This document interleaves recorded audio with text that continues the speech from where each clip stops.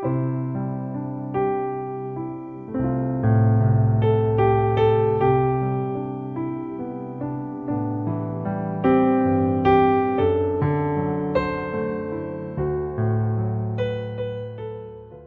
여러분들 성경 이제 부지런히 읽으셔서 하나님 세상 처음 지으실 때부터 이제 이스라엘 백성 부르시고 세우시고 바빌론에 끌려갈 때까지 여러분 다 이제 구약 역사 거의를 다 읽으셨습니다. 여러분의 그 하나님 말씀을 사모하는 그 열심히 하나님께서 더 큰 복을 주시길 바랍니다.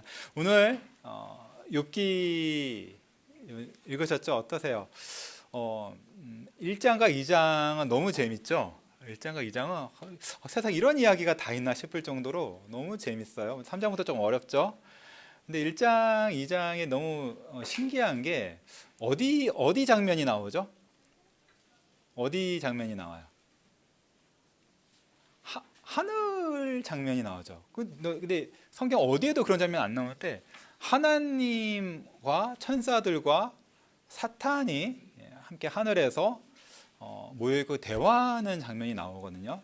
굉장히 독특한 장면이에요. 그렇죠? 성경 어디에도 이런 장면이 잘 없어요. 욥기가 이제 고난에 대한 책이고 그건 아세요, 그렇죠? 고난에 대한 책이에요. 그리고 하나님을 잘 믿고 사는 사람이 많은 고난을 당하는데 결국에 그 믿음의 승리를 하죠. 그래서 우리가 이제 삶에 어려움이 있는 성도님들이 이 욥기 같은 걸 보면서 많은 위로를 얻습니다.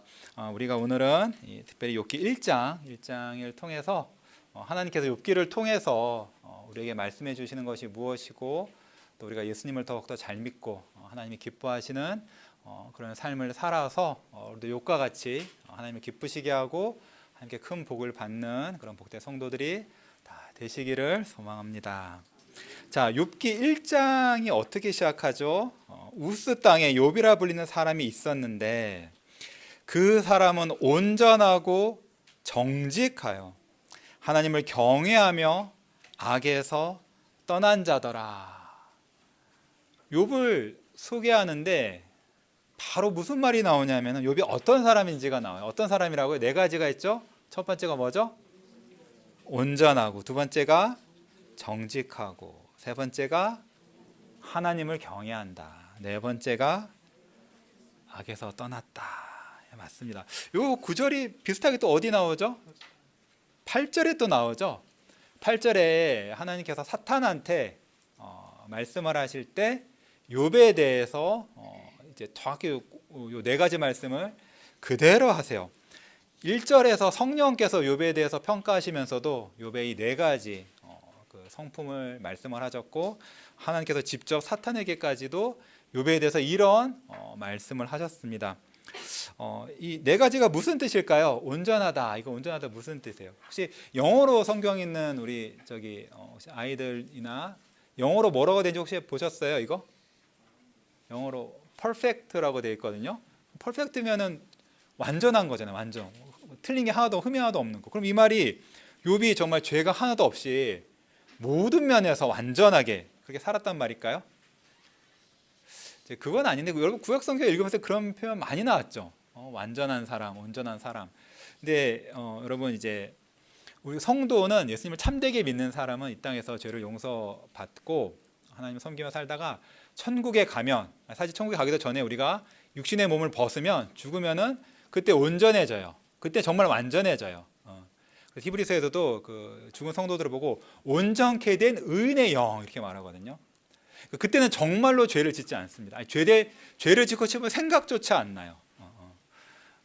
어떤 이제 토마스 보스렌나 목사님은 만약에 천국에는 우리를 넘어지게 하는 죄된 것이 하나도 없는데 죄된 것이 많아서 우리를 유혹한다 하더라도 우리가 결코 죄를 택하지 않을 것이다. 결연한 의지로 하나님 말씀만을 순종하는 그런 완전한, 진짜 정말 완전해지는, 예수님처럼 완전해지는 사람이 되는데 이 땅에서는 아직 그러진 않아요. 여러분 다 아시죠, 그렇죠? 여기서 온전하다는 것은 거듭나서 새로운 심령, 하나님을 진정으로 살아가는 새로운 심령을 받았고 외식하지 않고 정말 그 마음의 중심과 겉이 일치하고 무엇보다 하나님을 향한 마음, 하나님을 향한 마음, 그런 마음이 있다, 이런 뜻입니다. 두 번째, 정직하다. 이게 정직하다는 게 무슨 뜻일까요? 이거 읽으면서 무슨 뜻인 것 같으셨어요? 정직하다. 거짓말 안 하고 뭐 그런다는 뜻일까요? 사업할 때, 장사할 때 다 이렇게 잘하고 그런다는 뜻일까요? 영어로 혹시 뭐라 되는지 혹시 아세요? 업라이트라 돼서 업라이트. 좀 달라요, 그렇죠? 이게 거짓말 안 한다는 말이 아니라 올곧다 이런 뜻이에요. 올곧다. 이게 사실 어떤 뜻이냐면 좌로나 우로나 치우치지 않는다 이런 뜻이거든요. 올곧다. 그래서 똑바르다. 똑바른 것은 휘어지지 않는다는 뜻이에요. 그럼 그건 또 무슨 말이에요? 좌로나 우로나 치우치지 않는다.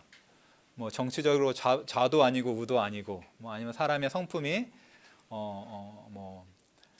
너무 엄하지도 않고 또 너무 사랑으로 느슨하지도 않고, 뭐 그런 뜻일까요? 아니면 뭐 삶에서 뭐 가정생활이나 직장생활, 교회 생활에 다 중심을 잘 잡는 뭐 그런 뜻일까요? 그러니까 사실은 여러분 성경의 단어들을 읽을 때 우리가 일상적으로 생각하는 단어의 뜻으로 읽으면 조금 안 되고, 정말로 성경에서 그 말이 무슨 뜻인가를 좀 보시면 좋은데, 좋은 걸 보시면 좋은데, 이게 올곧다라는 게 여러분 지금까지 저번에도 배우셨지만 목사님 설교하실 때 왕을 평가할 때 좋은 왕들 어떻게 평가했죠? 다윗이나 요시아나. 하나님의 율법에서 좌로나 우로나 치우치지 않는다 그랬어요. 그렇죠? 그러니까 여기서 좌우라는 것은 하나님의 율법이 기준이고 그 율법을 그대로 지키지 율법에서 어긋나지 않는다 이런 뜻이에요. 욥이 그런 사람이었습니다. 또한 세 번째는 아시겠죠? 하나님을 경외한다. 경외한다 무슨 뜻이죠? 영어로 뭐라고 돼 있어요? 경외한다가 fear로 돼 있죠. 원어도 그래요. 그냥 두려워한다라는 뜻이에요. 근데 한국말이 경외라는 말로 더 이렇게 잘 표현을 했는데, 그러니까 하나님을 두려워하는데 이 두려워한다는 게 벌 받을까봐, 하나님 나를 벌 주실까봐 무서워서 막 벌벌 떠는 그런 종과 같은 그런 죄책감에 눌린 그런 그 두려움이 아니라, 하나님이 얼마나 영광스러우시고 얼마나 거룩하시고 얼마나 의로우시고 얼마나 사랑스러운 분이신가, 그걸 아는 그런 그 경외감이에요. 그런 경외감. 그래가지고 더구나 뭘 아냐면 이 경외라는 말에는 사랑이 들어있는 거예요. 사랑. 내가 하나님을 사랑할 뿐 아니라 하나님이 나를 사랑하시는, 예수님 안에서 구원자 안에서 나를 사랑하시는 그 사랑을 경험한 거예요. 그래서 하나님의 자녀가 된, 나는 하나님의 자녀다, 그 인식이 있는 사람이 하나님을 경외하는 거거든요.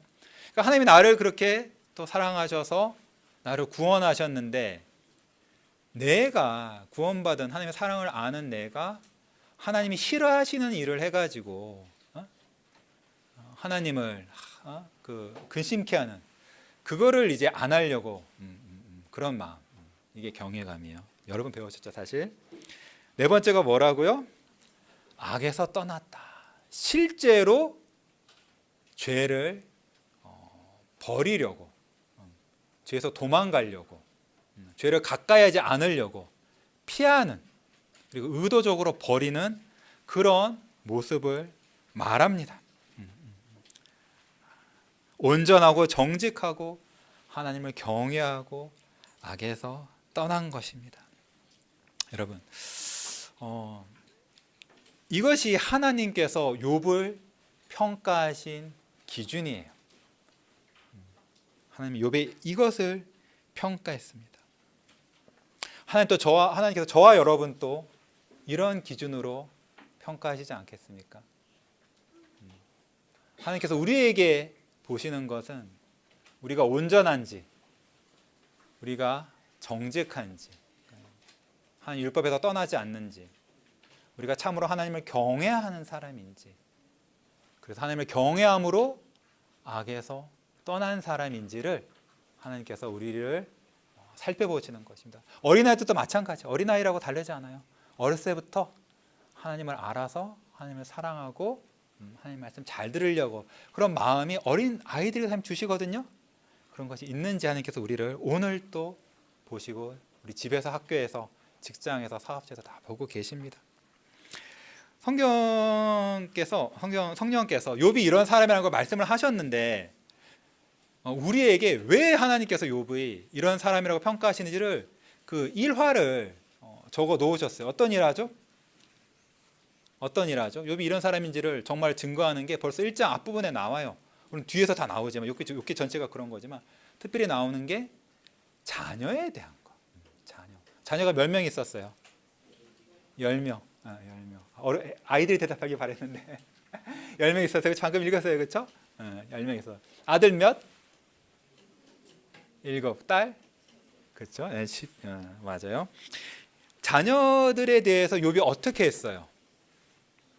어떻게 했어요? 4절부터 나오죠. 이제 아들들이 생일에 잔치 베풀었대요. 그렇죠? 여러분 생일 잔치 하면 즐겁죠? 재밌죠? 자, 근데 생일 잔치 하고 나면 욥이 자녀들을 불러다가 성결하게 했대요. 성결하게 하고 그 자녀 명수대로 10명 숫자대로 번제를 드렸대요. 동물 10마리를 잡아다가 번제를 드렸대요. 번제 왜 드리죠? 우리 아들 레위기나 출애굽기 읽을 때 왜 드리죠 번제? 죄용서 때문에. 여러분의 자녀들 생일 잔치 하면 여러분 마음 어떠세요? 아니면 좀 더 크면 아이들이 어디 아니면 슬립오버나 어디 갔다 온다, 놀러 갔다 온다, 캠프 갔다 온다. 그럼 여러분들은 아이들에 대해서 어떤 마음이세요? 우리 아이들이 혹시나 재밌게 놀았을까? 아니면 우리 아이들 혹시 다치지는 않을까? 그런 거 조마조마하시죠. 근데 욥이 그런 거 조마조마했어요. 욥은 우리 자녀들이 잔치 즐겁고 재밌잖아요. 근데 그 즐겁고 재밌는 가운데 혹여나 마음으로 하나님을 욕하지는 않았을까? 뭔가 하나님에 대한 마음이 아이들이 하나님을 자기처럼 온전하게 경외하고 사랑하는 그런 마음에서 떠나서 헛된 생각이나 헛된 말로 하나님을 멸시하거나 가벼이 여기거나 하는 그러지는 않았을까? 욥의 마음은 늘 자녀에 대해서 그게 조마조마한 거예요. 우리 자녀가 얼마나 건강하고 얼마나 공부 잘하고 얼마나 돈 잘 벌고 이거 걱정한 거 아니에요. 욥은. 우리 아이가 얼마나 하나님을 경외하는가 이게 조마조마한 거죠. 사실 우리가 자녀를 어떤 기준으로 기르고 있나? 우리 자녀에 대해서 가장 걱정하는 게 무엇인가가 사실은 우리가 하나님 앞에서 어떤 사람인가를 드러내줘요. 그거 드러내줍니다. 욥은 참으로 그 자녀를 키우는 데서만 봐도 정말로 하나님의 욥에 대한 평가가 우리가 봤을 때 옳습니다. 이것만 봐도 정말 하나님께서 욥에 대해서 하신 말씀이 다 옳으십니다. 이렇게 말할 수 있습니다. 또 여기서 볼 것도 봐봐요. 자녀가 있잖아요. 죄를 졌다는 말이 나와요. 술 먹고 깽판 쳤다. 뭔 일을 저질렀다. 범죄했다는 말 안 나오죠. 그러니까 욥이 실제로 자녀가 어떤 엘리의 자녀들처럼 하나님의 재물 중간에서 가로채고 제사장이 교회 성전에서 일하는 여자랑 그 문제 일으키고 실제로 어떤 행동을 했다는 게 없어요. 그러니까 욥은 자녀들의 행동만을 본 게 아니에요. 마음을 본 거예요. 우리도 자녀를 키울 때 중요한 것은 행동도 중요하죠, 그렇죠? 특히 어렸을 때 행동을 좀 잡아야 돼요. 특히 십계명 같은 거를 구체적으로 하나하나 지키게끔 아이들이 행동을 알려줘야 돼요, 사실은 애들은. 근데 그 행동 안에 있는 마음을 본 거예요. 사람의 마음 중심을 보는 거죠. 자녀도 그렇게 키워야 된다고 욥처럼 우리가 자녀를 키우는 그런 복된 부모들이 되기를 바랍니다. 자, 이렇게 욥이 정말 이런 사람이에요. 근데 갑자기 장면이 바뀌어서 하늘 장면이 나오죠, 그렇죠? 하늘 장면이 나오는데 놀라워요. 천사들이 하나님 앞에 모이는 건 아닌데 사탄도 하나님 앞에 나와요. 하나님께서 사탄에게 하신 말씀이 뭐냐면은 처음에 뭐라고 하셨죠? 욥에 대해서 뭐라고 말씀하셨어요? 욥에 대해 너가 욥을 보았느냐? 너가 우스에 사는 그 욥을 보았느냐? 그렇게 말씀하셨어요? 뭐라 말씀하셨어요? 내 종 욥을 보았느냐? 이 말 자체에서 하나님이 욥을 부르실 때 나의 종 욥을 보았느냐? 뭐가 느껴지세요? 하나님께서 욥을 정말로 사랑하시고 아끼시고 가까이 귀하게 여기신다 느껴지죠. 약간 뭐라 그러지? 이렇게 뿌듯해 하신다? 물론 이제 하나님은 우리 사람이 흙과 먼지인 걸 아세요, 그렇죠? 죄인인 걸 다 아세요. 하지만 그 하나님께서 그 자녀를 향한 그게 있어요, 마음이. 기뻐하시는 그 마음이 있어요. 그리고 심지어 사탄에게까지 자랑하시는 듯한 그런 마음이 있는 거예요. 정말로 욥은 하나님을 그렇게 기쁘시게 해드리는 그런 사람이었어요. 보았느냐, 여기서 그때 보았느냐라고 되어 있고, 영어도 이제 그런 뜻인데, 이게 히브리어 원어를 보면 어떤 뜻이냐면, 히브리어가 굉장히 생생해요. 굉장히 직설적이고 굉장히 구체적이고 생생한데, 그 마음에 글을 두다 이런 뜻이에요. 마음에 글을 두다. 그러니까 하나님께서 욥을 늘 보시고, 그 욥을 하나님께서 그 마음에 이렇게 두고 계셨던 거예요. 하나님께서 욥을 욥에 대해서 늘 그렇게 하시고, 천사들에게도 그렇게 자랑하시듯이 사탄에게 그렇게 자랑을 하시는 것입니다. 똑같이 사탄에게도 우리가 방금 1절에서 평가하신 그 기준으로 평가를 하세요. 자, 그러니까 사실 아까 전에 사람이, 욥도 사실 하나님 보시기엔 사실 죄인이고, 어떤 육체도 온전하신 하나님 앞에 설 수가 없어요. 어느 육신도 하나님 앞에 의롭다함을 받을 수가 없거든요. 아담의 죄 이후로. 심지어 하나님은 너무나 완전하시기 때문에 이사야서 6장 같은 데를 보면 천사들도, 죄 없는 천사들도 하나님 앞에서 얼굴을 가려요, 날개로. 그러니까 죄 없는 천사마저 하나님 앞에서는 깨끗하다 할 수 없을 정도로 그런 하나님이신데도 하나님께서 욥을 그렇게 왜 자랑하시듯이 말씀하실까요? 왜 그러실까요?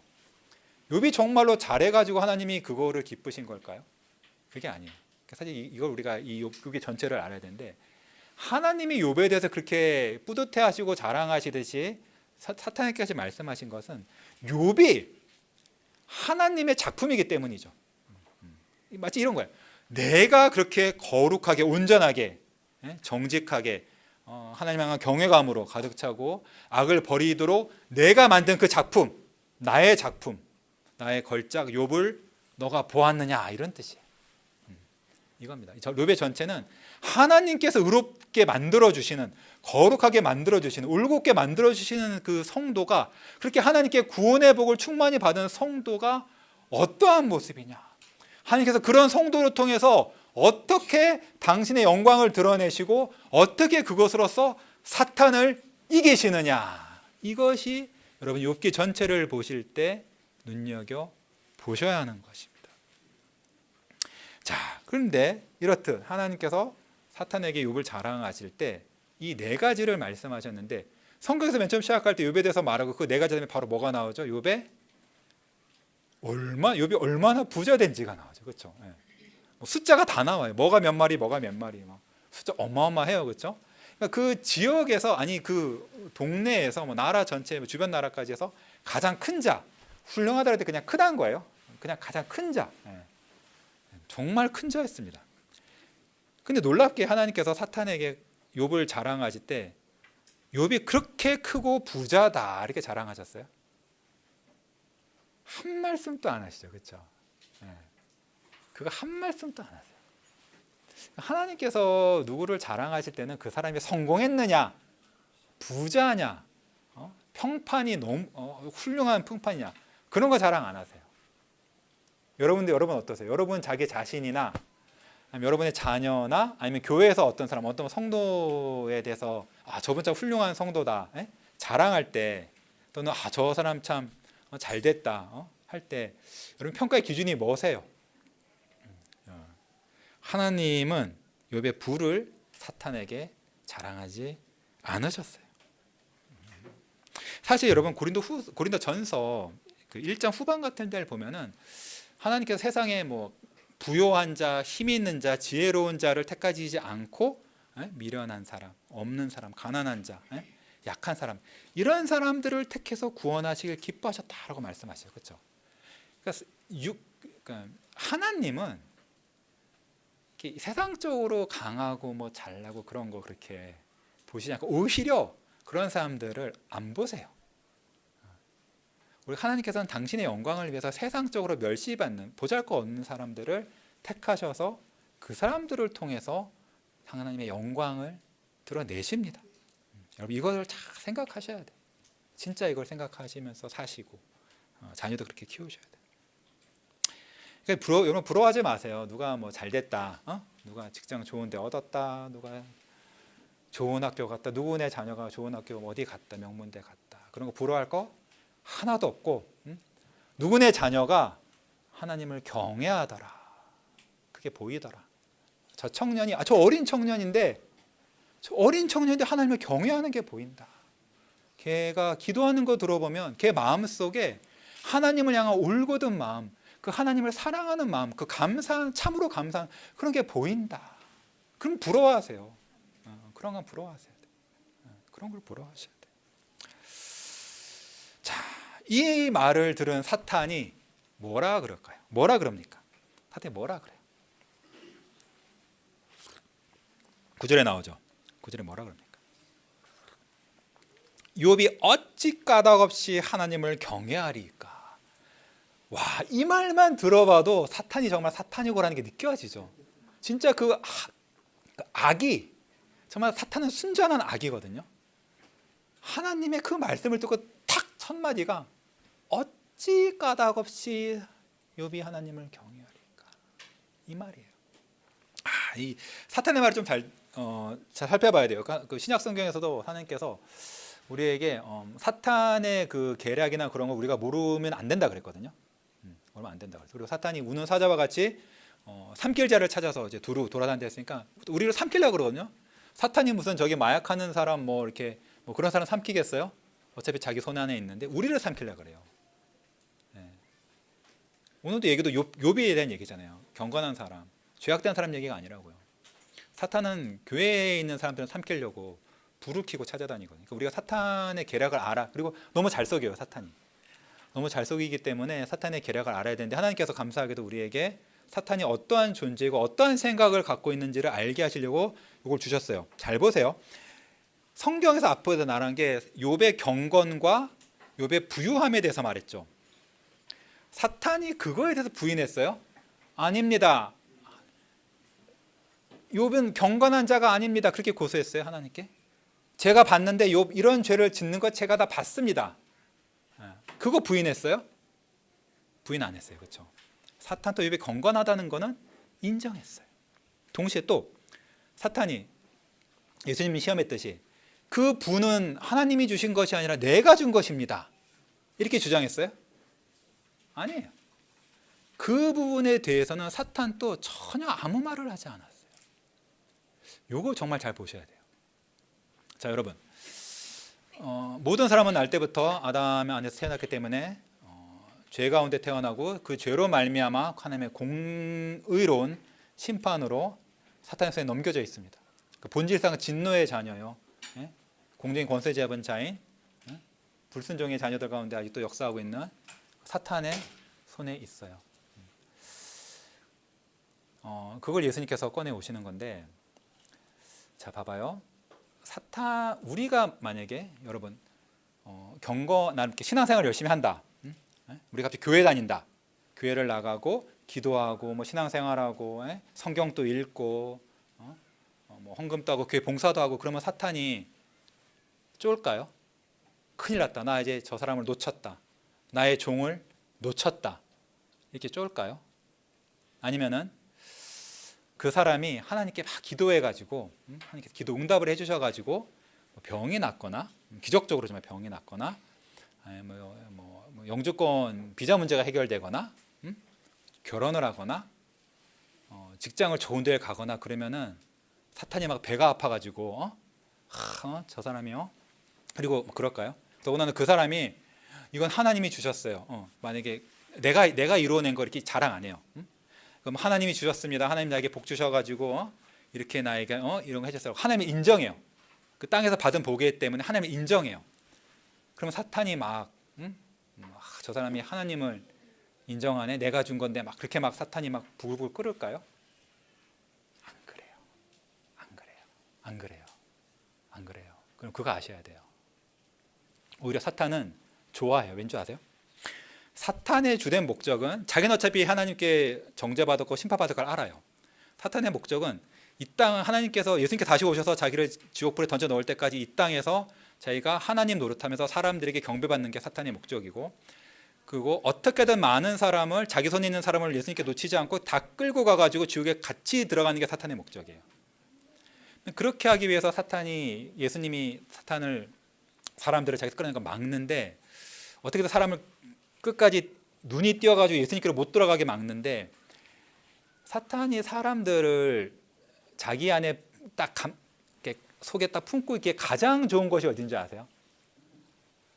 네? 뭐 도둑 속을 깽당, 아니면 카지노, 아니면 어디 율락업소, 술집, 그런 데일까요? 놀라지 마세요. 교회예요, 교회. 사람이 지옥으로 가는 가장 확실한 길은 교회 안에 거듭나지 않은 채로 교회 안에 있는 거예요. 무슨 말씀인지 아세요? 진짜로 욥처럼 하나님을 경외하고 사랑하고 올곧고 온전한 마음이 없이 그냥 외적으로 신앙생활 하는 거예요. 외적으로. 그 삶은 바뀌었어. 교회 다녀. 주일날 피곤하고 놀고 싶기도 하고 돈도 더 벌고 싶기도 하는데도 그래도 교회 와. 나름 헌금도 하고 주일학교 선생도 하고 주차봉사도 하고 해요. 심지어 찬양 부를 때 막 감동도 있고 때로 눈물도 흘리고 막 그런 것도 해. 근데 그런 걸 하더라도 진짜 마음의 중심을 안 밝힐 수 있다는 거 여러 번 배웠죠, 그렇죠? 만약 여러분 나중에 예레미야서 같은 거 보면 더 배워요. 이스라엘 사람들이 성전에 가서 계속 제사 드리고 하면서도 사실은 온전하지 않고 온전한 마음으로 예배 안 드려서 하나님께서 계속 뭐라 하시거든요.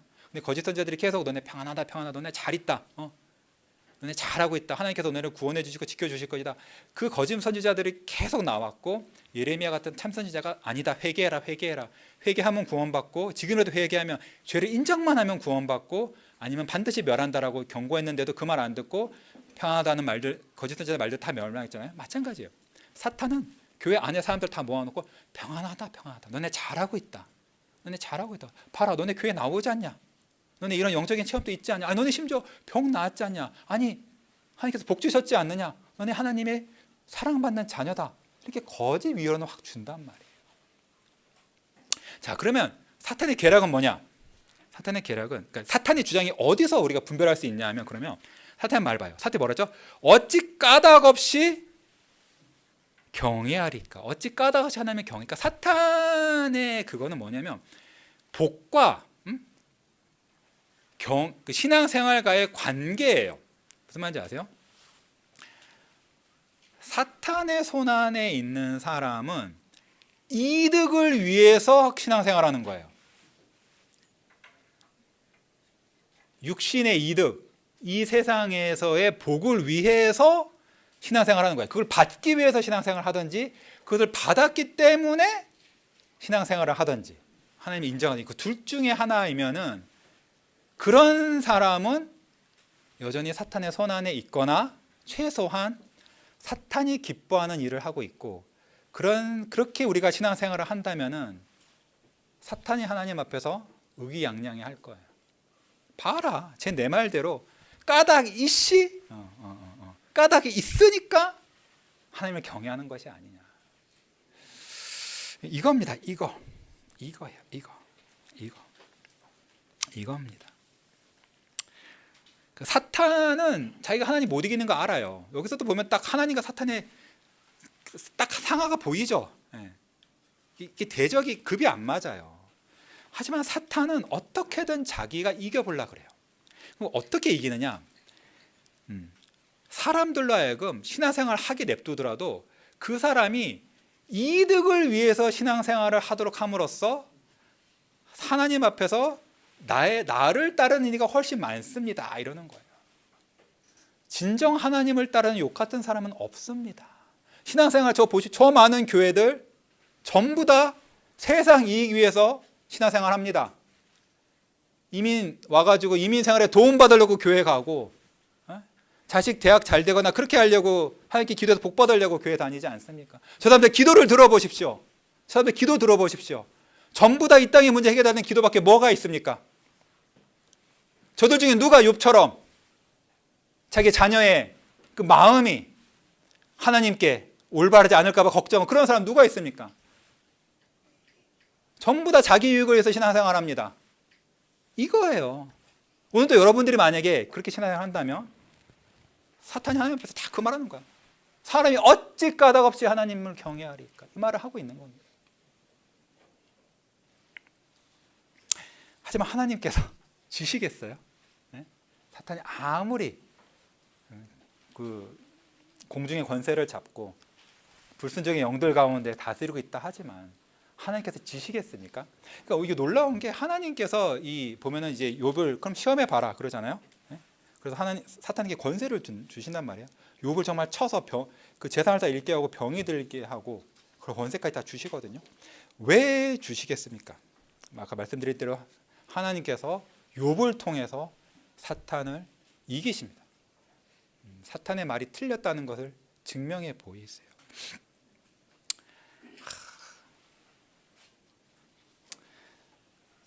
이걸 위해서 하나님께서 하나님의 영광을 위해서 욥에게 시련을 보내시는데 시련이 너무 혹독하죠. 놀라울 정도예요. 놀라울 정도예요. 그래서 이렇게 성경학자들 중에 안 믿는 성경학자도 있는 거 아시죠? 그 사람들 이게 말이 너무나 막 드라마틱하니까 가짜라고 생각해요. 근데 그게 아니에요. 진짜 갑자기 말도 안 되는 그런 재산이 그 재산이 다 잃어버리고 자녀가 한꺼번에 몰살되는 정말 그 놀라운 사건들이 진짜 막 착착착 일어나는 엄청난 고난이죠. 여러분 사실 고난을 좀 받으시는 게 있죠. 다 있으실 거예요. 근데 욥처럼 고난 받으신 분은 없죠. 근데 엄청난 고난이 이렇게 옵니다. 자, 주시는데 일단 우리가 봐야 될 것은 아무리 사탄이 욥을 치고 싶어 해도 하나님이 허락 없이 못 쳐요. 그렇죠? 그걸 아셔야 돼요. 하나님이 허락하셔야지만 돼요. 그러니까 세상 모든 건 누구 손에 달려 있죠? 하나님이에요. 아무리 사탄이 옆에서 하나님 해도 하나님이 허락하지 않으시면 안 돼요. 그러니까 사탄은 하나님 허락 없이 못 움직입니다. 그걸 아셔야 돼요. 자, 여러분 경건하면 사실 하나님도 여러분 주목하지만 사탄도 주목해요. 사실 무섭잖아요. 사탄이 나를 노린다, 사실 무섭거든요. 진짜 무섭거든요. 근데 걱정하실 필요 하나도 없어요. 하나도 없어요. 하나님만 기쁘시게 하면 사탄 못 건드립니다, 여러분. 절대 못 건드려요. 그래서 시련을 받는 대상은 누구냐면 하나님께서 정말로 사랑하시고 기뻐하시는 하나님의 자녀예요. 그리고 그 시련이 정도가 생각보다 너무 커요. 여러분 이거 아셔야 돼요. 예수님 믿어서 죄 용서받고 하나님의 자녀가 된 사람이라고 해서 이 땅에서 어려운 일 안 겪는 게 아니고요. 어려운 일을 겪을 때 조금 겪는 게 아니에요. 그걸 아셔야 돼요. 신약성경에서도 정말 이해가 안 될 정도로 어려운 그걸 당한다고 해서 당황하지 마, 이상하게 여기지 말라고 그랬어요. 네. 내가 죄 용서 받았는데 내가 왜 이렇게 인생이 어렵지? 왜 이렇게 자꾸 이상한 일? 이게 사실 욥이 뭘 느꼈을까? 이거는 심상치가 않다 느꼈을 거 아니에요. 사실 도적질해서 동물 뺏어가고 하는 거 그거 늘 있는 일이거든요. 그 시대에 집 무너질 수도 있지. 근데 욥이 느꼈을까? 이건 심상치가 않다. 이건 보통 재난이 아니다 느꼈잖아요. 그러니까 여러분 그런 일이 여러분에게 있을 수 있어요. 심지어 여러분이 죄를 지은 게 아니라 할지라도 그게 있을 수 있어요. 그러니까 여러분 이걸 아셔야 돼요. 그러니까 여러분에게 어려운 일이 겪어 일어난다고 해서 그게 꼭 여러분의 죄 때문은 아닐 수 있어요. 그러니까 너무 그리고 하나님이 여러분을 여러분에게 진노하셔서 여러분 지옥에 보내시려고 그런 마음으로 보시는 게 아닐 수 있어요. 여러분이 예수님을 굳게 믿고만 있다면, 십자가 보혈만을 의지하고 있다면 그럴 수 있어요. 그러니까 여러분이 너무 어려운 일을 겪는다고 이렇게 낙담하실 필요 전혀 없고, 그럴 때일수록 욥처럼 앞에 욥이 욥이 어떻게 하지 나오는데 그렇게 하시면 돼요. 또 반대로 있잖아요. 여러분의 인생이 너무 잘 된다, 좋다라고 해서 하나님께서 여러분을 기뻐하시고 여러분에게 정말 복을 주시고 계시다라고 생각하셔도 안 돼요. 안 됩니다. 벌써 우리 옛날에 그 이스마엘 얘기에서 배웠죠. 하갈과 이스마엘 어려움에 처했을 때 기도했을 때 기도를 들어주셔서 기적적으로 물을 보고 살아났고, 하나님께서 이스마엘을 엄청난 큰 복을 주셨잖아요. 예? 사실 중동 사람들이 이스마엘 후예라고 보는데 기름 잘 나와가지고 아무 일도 안 하고 기술도 없는데 잘 먹잖아요. 그러니까 인생이 잘돼, 하나님께서 사실 우리 옛날에 세상에 속하지 말라 배울 때도 다 배웠지만, 하나님께서 버리신 사람들의, 하나님 좋으세요. 좋으셔서 모든 사람에게 좋은 걸 주세요. 하나님이 지으신 모든 사람을 사랑하시고 모든 사람에게 좋은 걸 주시는데, 구원하시지 않고 구원에 대해서 버리신 사람들에게는 이 땅에서만 좋은 걸 주세요. 이 땅에서 심지어 넘치도록 좋은 걸 주세요. 그리고 끝이에요. 부자 나사로에게서 부자처럼, 예? 그냥 끝이에요. 지옥에서 물 한 방울 안 주시죠. 부자가 지옥불에 뜨거워서 물 한 방울만 달려도 물 한 방울도 안 주세요. 그리고 뭐라 하시죠? 얘야, 너는 살았을 때 좋은 거 다 받지 않았냐. 이게 사실 무서워요. 일반 은총이라고 이제 개혁신앙이 고백을 하는데, 하나님께서 모든 사람에게 복을 주시거든요. 근데 있잖아요, 거듭나지 않는 한, 얘가 예수님 참되게 믿지 않는 한, 하나님께서 주신 모든 복은 나중에 화로 바뀌어요. 내가 지옥에서 하나님 너무 괴롭습니다 할 때, 너 땅에서 좋은 거 받았지 않냐? 내가 너한테 좋은 거 줬지 않냐? 너가 그걸로 만족했고 너는 그거 말고 원하는 게 없잖아. 너가 원하는 거 내가 다 줬는데 너가 왜 이제 와서 괴롭다고 나한테 불평이냐? 그렇게 말씀하신 다음에 여러분 뭐라 하실 것이? 반대로 고난받는 나서야 되죠. 쟤는 이 땅에서 고난을 받았으니 내가 여기서 다 보상해 준다. 참신자라면 여러분 이 땅에서 고난 받으실 때, 특히 예수님을 위해서 고난 받으실 때죠. 나의 죄 때문에 징계받는 거 말고 신앙을 위해서 고난 받으시면 다 보상해 주세요. 넘치도록 보상해 주십니다. 자, 이렇게 놀라운 재앙이 욥에게 일어났어요. 여러분 상상해 보셨어요? 재산 다 잃고 그 사랑하는 그 마음에 정말 품으며 죄 지으면 어떡하나 그렇게 지극정성으로 키운 그 자녀들이 딸 3명까지 아들 7에 자랑스러운 아들 7과 그 사랑스러운 예쁜 딸 3명이 한 번에 한 날에 다 죽었어요. 얼마나 슬프겠습니까? 한 명만 죽어도, 10명 중에 한 명만 죽어도 평생 그 아이를 잊지 못해가지고 마음 아파할 텐데 10명이 다 죽었어요. 욥이 어떻게 하죠? 욥이 어떻게 합니까? 욥이 어떻게 하죠? 20절에 나오죠. 일어나 겉옷을 찢고 머리털을 밀고 땅에 엎드려 예배하며. 욥은 먼저 겉옷을 찢고 머리털을 밀었습니다. 여러분 이거 이제 구약성경 쭉 읽으면서 이게 어떨 때 하는 행동이죠? 겉옷 찢고 머리털 밀고 할 때, 이게 사실 약간 회개할 때 하는 행동이거든요. 그래서 이게 우리가 욥이 회개를 했나라고 싶으면 나중에 뒤에 읽어보시면 알지만, 욥은 자기가 이제 특별히 죄가 없다 이렇게 생각하고 있어요. 그러니까 양심이 선한 거예요. 양심이 선한 거. 하나님 앞에 그게 있어요. 우리가 신자도 죄가 있기 때문에 그 죄가 지는 걸 알지만, 그래도 여러분이 예수님을 믿어서 죄 용서 받는 그 선한 양심이 있어요. 예수님의 피로 씻긴 양심이 있거든요. 그 양심이었던 거예요. 그래서 죄에 대한 회개가 아니라 그냥 자기가 겪는 그 이루 말할 수 없는 그 재앙과 슬픔을 그냥 표현하는 거예요. 마음의 고통을 그렇게 표현하는 겁니다. 너무나 큰 고통을 겪고 있는. 근데 그 마음의 고통의 표현이 어디로 흘러간지를 보세요. 머리털 밀고 나서 뭐 했죠?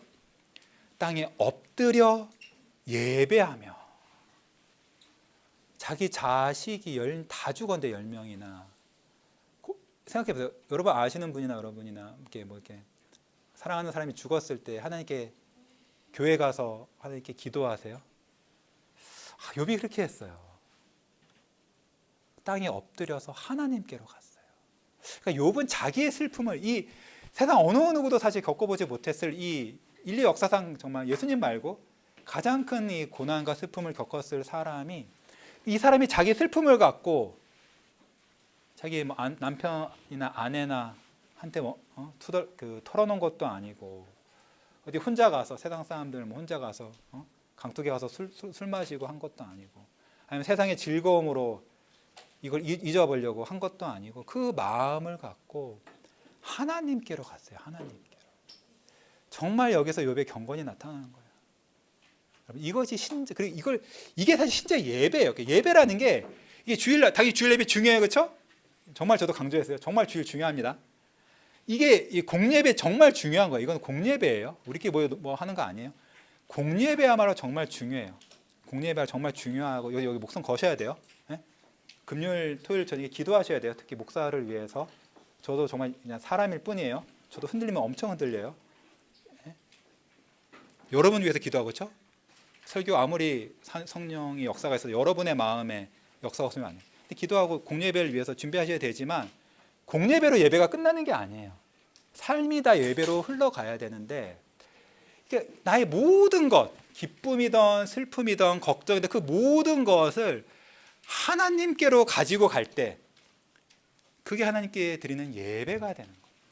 그게 하나님께 드리는 예배가 되는 거예요. 모든 것을 다른 사람이 아니라 그 세상 무엇이 아니라 하나님께로 가져가서 하나님 앞에 토해놓고, 그러니까 하나님께 불평하셔도 되고 투정하셔도 돼요.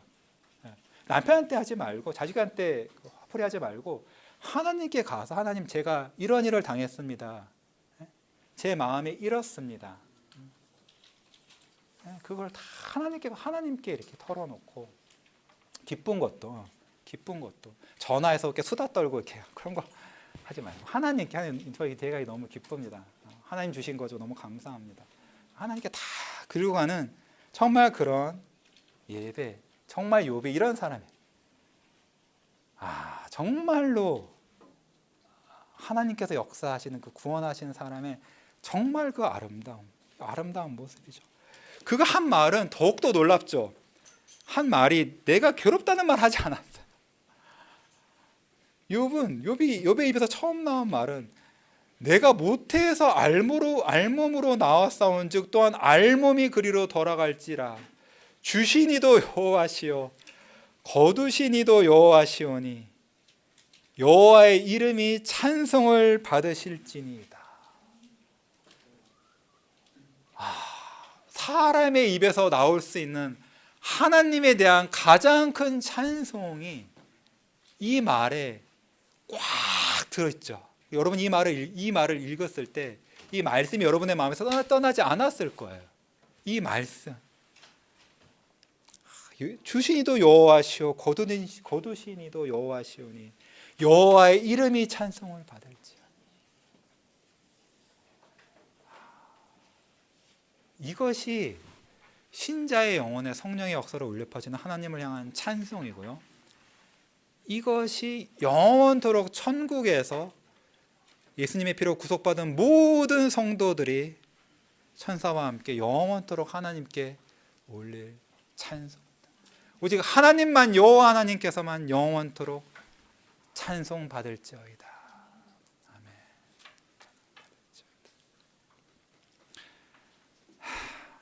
참 하나님께서 이런 정말 올곧은 찬송의 마음을 저 여러분 우리 자녀들 모두에게 주시기를 소원합니다.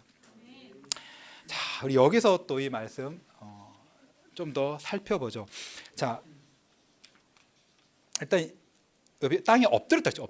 욥의 첫 그 행동이 엎드린 거예요. 그건 뭐냐면 바로 하나님과 자기 사이를 딱 거리를 딱 확정한 거예요. 그게 경건의 시작이에요. 웨스민스터 신학교 7장의 언약도 그걸로 시작하죠. 창조주와 피조물의 절대적인 차이, 근본적인 차이. 나는 그냥 피조물일 뿐입니다. 하나님은 자존하시는 영원한 하나님이시오. 나는 그냥 땅에서 지어진 흙에서 나온 피조물 흙일 뿐입니다. 땅에 엎드린 겁니다. 얼굴을 머리 땅에 붙였어요. 그 말이 또 나왔죠. 나는 그냥 알몸에서 태어났을 뿐입니다.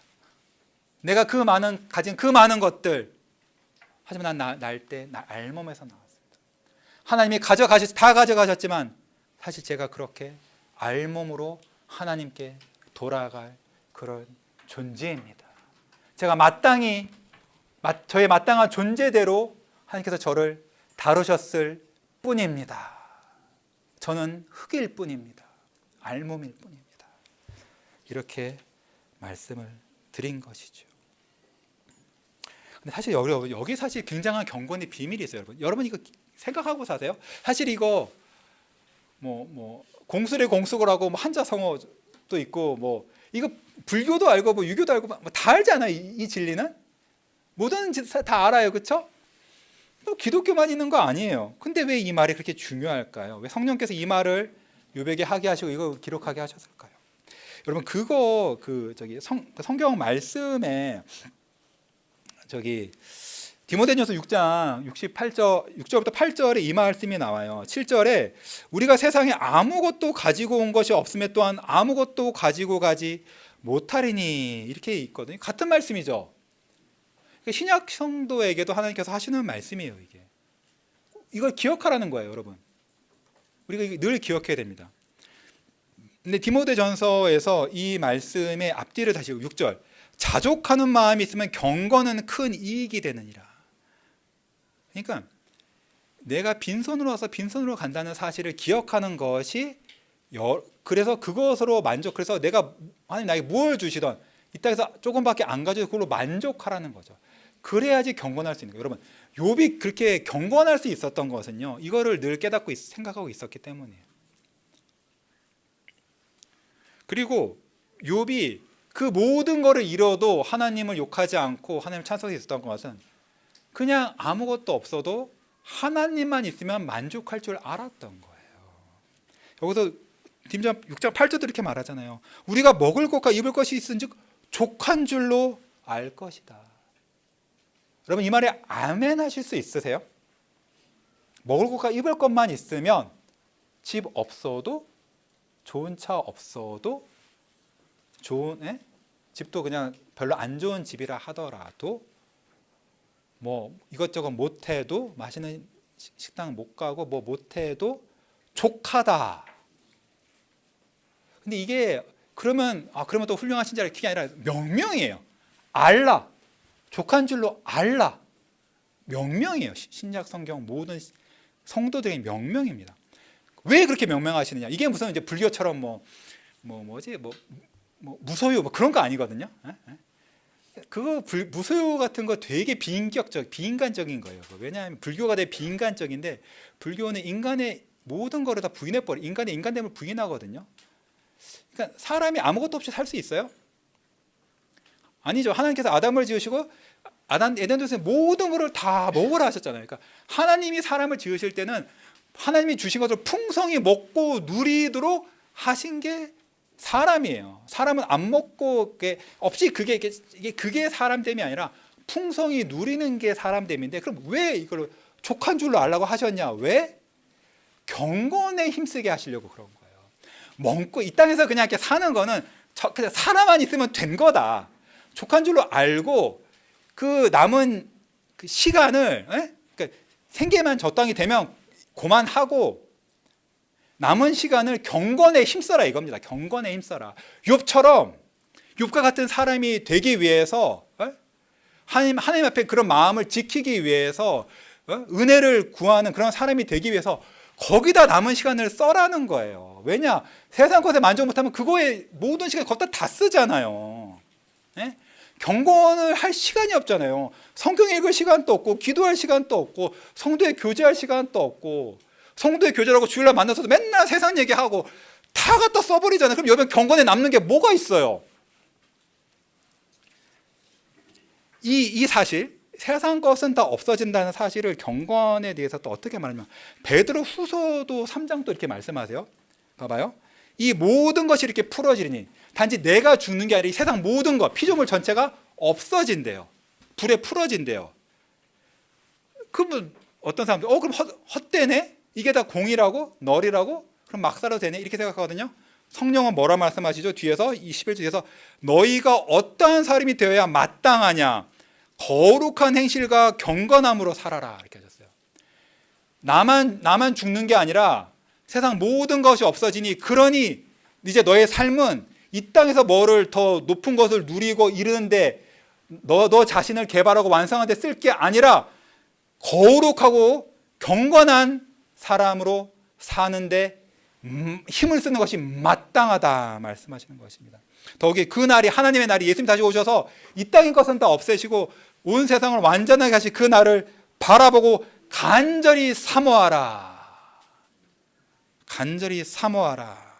이 땅 모든 것은 없어지만 우리는 그가 약속하신 의가 있는 새하늘과 새 땅을 바라보다. 욥처럼 그 의로운, 그 나만, 욥만 그런 게 아니라 모든 사람이 욥보다 훨씬, 이 땅에서 욥이 이루었던 그 최고의 의로움보다 훨씬 더 큰 그 의로움의 모든 사람이 이루어지는 그런 곳이 되는 천국을 간절함으로 바라면서 그렇게 살아라라고 하나님께서 우리에게 명하시는 것입니다. 명하시는 것이. 명하시는 것입니다. 이런 사람들이 되셔야 됩니다. 여러분. 되셔야 돼요. 그리고 이런 사람들로 만드시는 것이 사실 하나님 여러분이 주신 구원이고, 하나님께서 욥을 시험하셨던 것처럼 여러분들을 다 시험하세요. 하나님께서는 예수님 피로 구원하신 모든 백성들, 사단의 권세에서 데리고 나오신 모든 백성들을 시험하세요. 물론 욥처럼 그렇게 세지는 않아요. 걱정 안 하셔도 돼요. 그렇게 세지 않습니다. 하지만 반드시 시험하세요. 왜 시험하느냐? 그럼으로써 여러분에게 시련을 주실 뿐 아니라 욥에게 주신 것처럼 믿음을 주시고 올곧음을 주셔서 여러분 자신이 먼저 내가 이렇게 이 땅의 것이 없는 가운데도, 이 고통 가운데도 나의 마음은 하나님을 찬송하고 나의 마음은 하나님을 사랑하고, 또 나는 오히려 이런 고난을 통해서 이 땅의 헛됨을 알고 영원한, 이건 이 땅 것은 헛되다. 하지만 헛되지 않은 곳이 있다. 영원한 곳이 있다. 그곳을 더욱 사랑하는 사람으로 정말 여러분 바꿔주세요. 진짜 바뀌어요. 그 경험하면 놀랐어요. 내가 이런 사람이었는데, 내가 이렇게 이 땅의 것을 집착하는 사람이었는데 내가 이제 괜찮네, 이런 거 없어도 내가 천국을 정말 사모하네. 그걸 여러분 알게 돼. 그러면 그걸 경험하면 여러분, 내가 진짜 구원 받았구나라고 구원의 확신이 점점점 강해집니다. 그리고 기뻐요. 그 천국에 대한 거를 생각할수록 그 영생의 상급을 기대할수록 더 좀 행복해져요. 이 땅 것에 별로 영향을 받지 않습니다. 이 땅의 것이 걱정도 덜 되고 훨씬 여러분 복되고 행복하고 편한 삶이 됩니다. 이 얼마나 그래서 여러분,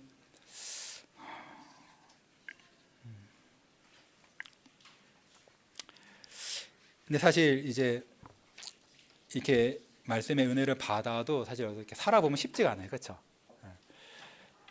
사실 시련이 이게 만만치가 않은데 오면은 넘어지죠. 사실 여러분 욥도 이렇게 말했지만 3장 가보세요, 그렇죠? 자기 생일 저주하고 사실 그 마음속에 막 너무 괴로운 거야. 그 막 느껴지죠. 그 하나님에 대한 마음이 있으니까 하나님을 어떻게 이렇게 하나님에 대해서 욕은 못하겠지만 그냥 그 힘들게 느껴지잖아요. 그러니까 사실 여러분하고 욥하고 사실 큰 차이는 없어요. 시편 73편을 읽어봐도 아삽도 똑같거든요. 아삽도 자기가 하나님 앞에 울고고자 막 애를 썼는데 그 자기 말고 막 사는 사람들은 막 복 받는데 자기는 막 인생이 안 되고 하니까 막 시험 든단 말이에요. 그러다가 아삽이 어떻게 되죠? 성전에 갔다가 다 깨닫죠. 그때 뭘 깨닫냐면 그들은 다 욕까지만 줬고 멸망한다는 걸 깨닫고, 하나님은 나의 영원한 하나님이시고 분기시고 그때 깨닫거든요. 다 똑같아요. 모든 성도 다 똑같습니다. 이런 경험이 다 있어요. 그러니까 욥도 이렇게 우리도 다 쓰러지고 아삽도 쓰러지지만 하나님께서 그를 붙잡아 이렇게 세우세요. 이렇게 붙잡아 세우세요. 이름으로써 정말로 하나님의 구원이 영광이 드러나는 거예요. 이름으로써 우리 자신도 나의 힘으로는 안 되지만 믿음으로 승리를 하고, 이름으로써 하나님이 영광 받으시는. 그러니까 우리가 이렇게 이 고난 가운데 이겨내려면 사실 믿어야 돼요. 믿음이 있어야 됩니다. 여러분 그거 아세요? 그 성경 말씀에 디모데전서 3장 16절 말씀 이렇게 마지막으로 한번 봅시다. 한 번 더 가야 돼. 3장 16절. 마지막. 크도다 경건의 비밀이여라고 바울이 디모데서에서 이게 뭔가 찬송하는, 그렇죠? 말을 딱 하죠. 크도다 경건의 비밀이여. 무슨 말하는 거야? 경건의 비밀이 있어요. 욥의 경건의 비밀 여기 있어요. 뭐죠? 그 경건의 비밀이 뭐죠? 뒤에 무슨 얘기 나오죠? 육신으로 나타난 바 되시고 영으로 의롭다 하심을 받으시고 천사들에게 보이시고 만국에서 전파되시고 세상에서 믿음 받으시고 영광 가운데 올려지셨느니라. 누구 얘기죠? 예수님 얘기예요. 성경은 예수님을 경건의 비밀이라고 말해요. 경건의 비밀. 욥이 경건할 수 있었던 비밀은 바로 예수님이겠죠. 여러분 하지만 설교 하시겠지만 욥이 구속주를 바라보고 자기 구속주가 살아계신 걸 믿는 믿음이 있다는 게 다 드러나죠. 욥은 예수님을 굳게 믿는 사람이었어요. 여러분 우리도 시련 가운데 참된 경건을 지키고 그 경건을 이루어 가려면 예수님 믿어야 됩니다. 하나님이신데 사람이 되시고 고난 받으시고 십자가에 죽기까지 하셨지만 무덤에서 부활하시고 하늘로 오르신 영광 가운데 올라가신 그 예수님을 바라볼 때에 오직 그때에만 우리가 경건할 수 있어요. 오직 그때만 믿음을 지킬 수 있어요. 우리 안에는 없습니다. 우리 안에는 욥과 같은 그런 게 욥 안에도 없었어요. 오직 예수님 안에 있어요. 여러분 이 비밀을 아셔야 돼요. 나를 경건하게 하시는 예수님이 내 안에서 내가 예수님을 의지했을 때 예수님께 가서 예수님 저의 경건 없음을 하나님을 원망하는 이 죄악을 하얀패 가지고 옵니다. 예수님 피로 씻으시고 예수님의 성령으로 거룩하게 하셔서 저를 욥과 같이 경건한 자로 만들어 주시옵소서. 그를 통하여 제가 마귀를 이기게 하시고 주님께서 저의 승리를 통하여 주께서 영광을 받아 주시옵소서. 기도를 하셔야 돼요. 기도를 하셔야 돼요. 여러분 우리가 오늘 욥의 이야기를 통해서 욥의 경건과 또 경건한 자에게 사랑하는 자에게 주시는 그 큰 주님의 사랑의 시련과 하지만 그 모든 것을 통해서 승리하게 하시고 나의 힘으로는 짓밟을 수 없는 내 안에 있는 그 온갖 죄악뿐만 아니라 마귀까지 이기게 하시고 그 모든 것을 통해서 홀로 영광 받으시는 우리의 마음 가운데서 우리 입술뿐만 아니라 우리 마음과 삶뿐 아니라 진짜 중심 가운데 오직 하나님만 영원히 찬송받을지어다. 이것을 올려드리는 그 복을 여러분 모두에게 주시기를 주의 이름으로 축원합니다. 기도하겠습니다. 하나님 감사합니다. 오직 하나님만이 영원 세세토록 하나님께서 하신 그 모든 일로 말미암아 찬송을 받으실 거룩하신 창조주 구원자 우리의 아버지 하나님이십니다. 주여 우리는 흙일 뿐인데 알몸으로 왔다 알몸으로 갈 뿐인 그런 사람들인데 아니 우리 스스로 죄를 사랑하고 마귀의 종되었던 자들인데 어찌 주께서 저희를 사랑하셔서 영원전에 택하시고 예수님의 피로 구속하시고 성령의 역사로 건져내셔서 주의 자녀라고 주의 종이라고 일컬음받게 하시고 어찌 우리를 통하여 주께서 영광 받으시기로 주께서 정하셨나이까.